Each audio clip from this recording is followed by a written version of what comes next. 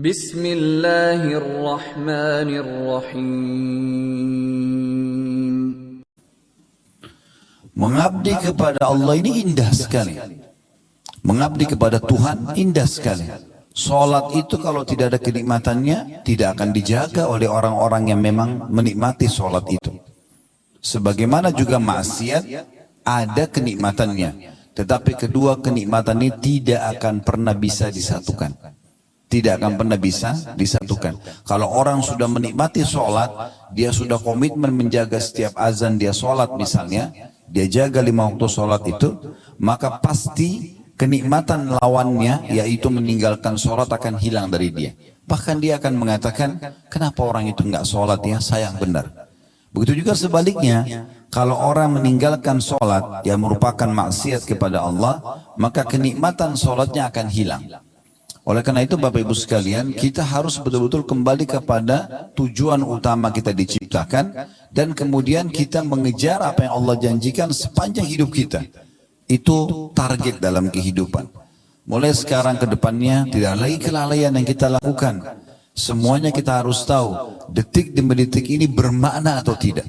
Sebagian ulama salaf itu sampai Bapak Ibu sekalian, kalau mereka masuk ke WC, mereka menyuruh anak mereka untuk membaca kitab di depan pintu WC agar dia tidak sia-sia. Karena di WC nggak bisa berzikir, tapi dia tidak mau ada detik-detik masa hidupnya yang lewat tanpa ada ibadahnya. Yang penting dia dengar ilmu supaya ada faedahnya. Sampai seperti itu. Apalagi kalau mereka sedang tidak di WC, mereka akan terus tersibukkan dari ilmu ke ilmu. Mungkin nama Imam Nawawi rahimahullah tidak asing buat kita. Beliau meninggal di umur 39 tahun, belum 40 tahun sudah meninggal. Tapi siapa yang tidak kenal karya Imam Nawawi rahimahullah? Beliau dalam satu hari belajar di 13 guru dengan membahas 13 kitab yang berbeda. Artinya kalau Bapak Ibu hadir di pengajian seperti ini 1 jam misalnya, itu berarti satu tema. Imam Nawawi satu hari 13 kitab di 13 guru yang berbeda. Jadi dari pagi sampai malam sibuk dengan ilmu. Tidak ada waktu untuk hal-hal yang selain tujuan hidupnya. Belajar agama supaya dia tahu panduan hidupnya, kemudian dia mengerjakan apa yang diperintahkan dan meninggalkan apa yang dilarang. Itu orang yang memahami tentang masalah tujuan hidupnya. Orang yang memahami tujuan hidup ini juga akan mengetahui tentang masalah takdir, keputusan Allah subhanahu wa ta'ala. Karena kita sedang membahas tema pilihan Allah terbaik, maka kita tidak pasti luput membahas masalah takdir. Tolong digarisbawahi Bapak Ibu sekalian, Allah subhanahu wa ta'ala tidak menentukan takdir buruk. Semua takdir Allah itu baik. Semua takdir Allah baik. Allah menentukan semuanya dengan hikmahnya. Jadi cara memahaminya adalah semua Allah catatkan baik walaupun itu buruk di mata seorang hamba. Misal contoh, Bapak Ibu rasa setiap hari lapar kan? Rasa haus, rasa capek. Siapa di antara kita yang tidak pernah sakit misalnya? Tapi mungkin di mata manusia itu tidak enak, karena kalau ditanya apakah Anda mau lapar, Anda akan katakan tidak. Mau haus, Anda akan katakan tidak. Mau capek, Anda katakan tidak. Tetapi kalau kita lihat dengan kacamata agama, secara spiritual atau secara keimanan, maka kita akan faham ternyata semua itu dengan takdir yang luar biasa dari Allah subhanahu wa ta'ala baik. Karena dengan lapar akan nikmat seseorang itu makan. Dengan haus akan nikmat seseorang itu minum. Dengan capek akan nikmat seseorang itu istirahat. Coba bayangkan Bapak Ibu sekalian, kalau kita sudah kenyang, habis makan 2 piring makanan misalnya, sudah sangat kenyang, lalu ditawarkan lagi ayam goreng, kambing bakar, masih mau makan kira-kira? Enggak. Tapi kalau kita lagi lapar, walaupun nasi sama sambal sama tempe saja lahap sekali makannya. Tapi orang sering memandang dengan mata dia, lapar itu jelek. Padahal sebenarnya itu adalah takdir Allah yang sangat baik. Karena dengan lapar nikmat kita makan. Begitu juga dengan haus. Kalau Bapak Ibu lagi tidak haus, lalu bertamu ke rumah orang, lalu ditanya, mau minum apa Pak? Mau minum apa Bu? Apa ya? Kita masih punya pilihan. Tapi kalau orang haus, saya pengen minum air es misalnya, air dingin. Kita menikmati sekali pada saat kita minum air es tersebut misalnya. Contoh yang lain juga pada saat Bapak Ibu misalnya dari pagi sampai malam tidur terus. Mulai dari habis subuh misalnya udah tidur, cuma bangun sholat duhur tidur lagi, sholat asar tidur lagi, maghrib. Terus malam Bapak Ibu disuruh tidur lagi. Kira-kira bisa tidur gak? Enggak kan? Baik, kalau Bapak Ibu sudah aktivitas dari pagi, sangat letih, maksimal waktunya sampai malam. Begitu malam kita ngantuk, tidur, walaupun cuma sejam, 2 jam, nikmatnya luar biasa. Berarti capek itu perangkat untuk menikmati tidur itu. Karena orang kalau tidak capek, nggak lelap tidurnya. Banyak orang menganggap capek itu tidak baik. Sakit misalnya. Siapa di antara kita yang tidak pernah flu, demam, keselio? Semua orang merasakan. Kalau Bapak Ibu sendirian yang rasakan, mungkin Anda bisa anggap itu sebuah azab. Tapi kan semua orang rasakan. Ada di sini jemaah sekalian yang belum pernah flu. Saya mau kasih mikrofon untuk sampaikan pengalamannya kalau selama hidup nggak pernah flu, nggak pernah demam. Baik, mungkin itu sudah umum. Ada nggak di sini yang belum pernah digibah oleh orang? Selama hidup nggak pernah digosipin, nggak pernah difitnah. Ada? Kalau ada, tolong naik ke sini sampaikan pengalamannya. Artinya itu standar kan? Semua orang merasakan.